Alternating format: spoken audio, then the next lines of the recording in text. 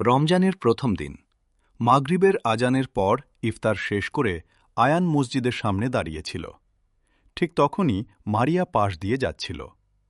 Ion, মারিয়া, রোজা কেমন যাচ্ছে? মারিয়া: আলহামদুলিল্লাহ, ভালো। প্রথম দিন একটু কষ্ট হয়, কিন্তু মনটা খুব শান্ত লাগে। তোমার? আমারও তাই।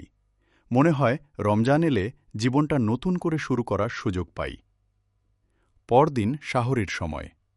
মারিয়া: এত ভোরে উঠতে কষ্ট হয় না? হয়, কিন্তু ভাবি আল্লাহর জন্যই তো। তখন কষ্টটা কম লাগে। মারিয়া: ঠিক বলেছ।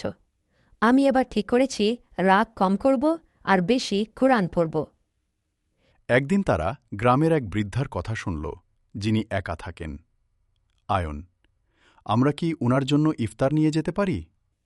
মারিয়া: অবশ্যই পারি। রমজানের আসল আনন্দ তো ভাগ করে নেওয়ায়।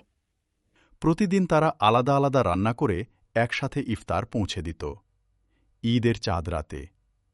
মারিয়া: দেখো, চাঁদ উঠেছে। আয়ন: হ্যাঁ, এই রমজান আমাকে অনেক কিছু শিখিয়েছে। মারিয়া: আমাকেও, বিশেষ করে নিয়ত ঠিক রাখার গুরুত্ব। আয়ন: আল্লাহ যেন আমাদের সব ভালো নিয়ত কবুল করেন।